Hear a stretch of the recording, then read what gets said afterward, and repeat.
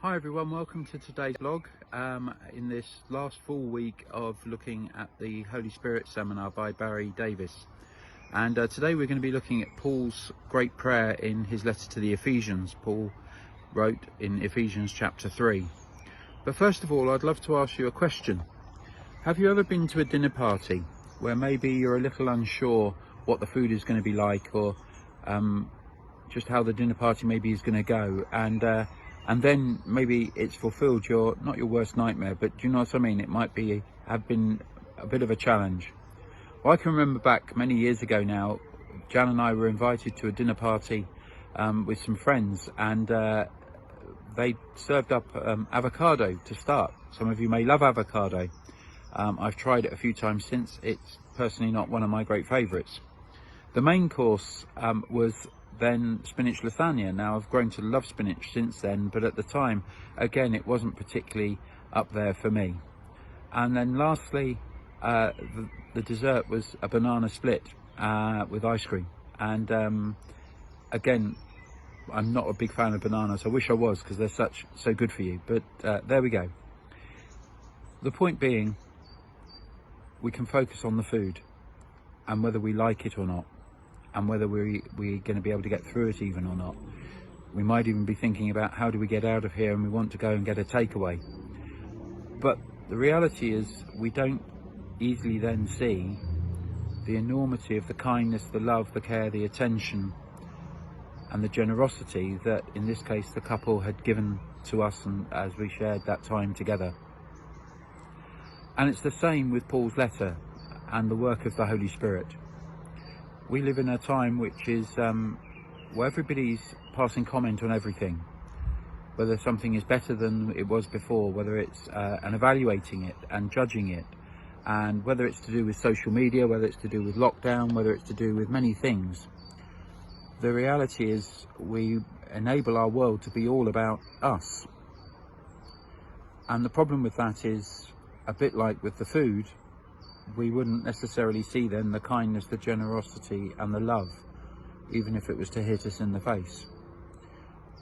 And this is what Paul is speaking into in his letter to the Ephesians. The first half of his letter is very much about calling the Ephesian church community to see the enormity, the wonder, the beauty, the power of God's love, and of which then his prayer at the end brings all that side of the letter together.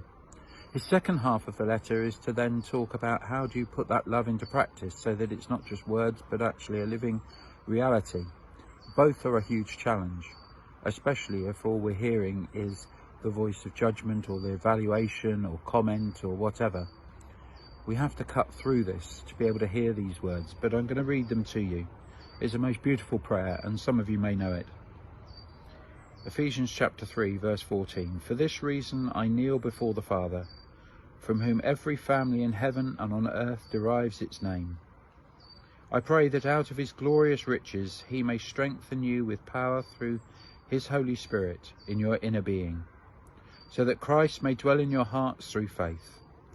And I pray that you, being rooted and established in love, may have power together with the Lord's holy saints to grasp how wide and long and high and deep is the love of Christ, and so to know this love that surpasses knowledge, that you may be filled to the measure of all the fullness of God.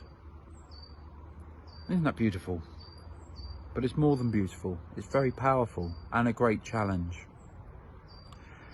Barry Davis, in his talk for today, goes into 4 aspects around that prayer that he wants us to look at. But I think we can sort of take the image, say, of a tree as a whole, and think about how a tree, just by its physical presence, we have the most gorgeous trees around here at the vicarage, particularly the great yew that's at the head of the drive. And each time we come home, especially from, say, a long journey, you see that yew and it blesses us. It blesses us, welcomes us home. It is bigger than us. It's been here longer than us. It hopefully, God willing, will be here a long time after us. We're in the presence of it, not us just fitting it into our lives. This is to allow Jesus to dwell in us. It is not something someone we just buy into our lives to help fix our problems. We fit into Jesus. because of who he is and what he stands for. The second thing is then to see that a tree, especially a big tree like that, is actually rooted and established on, and in this case in soil, but in the case of Paul's letter, we are established in love. And we're called to love. We don't live by fear. We don't live by anxiety even, and worrying about many things. We're meant to be rooted in love, and then to be able to blossom and show forth love, wide and high and deep and strong. And of course, to do that, we need to allow Jesus into our hearts. And so we need to be filled with the fullness of his grace. And wherever we're at in that journey, whether we go to dinner parties and we worry about many things, or whether we might just for a moment be able to see the bigger picture, I pray that something of this prayer of Paul's letter to the Ephesians will be yours and ours and the world's.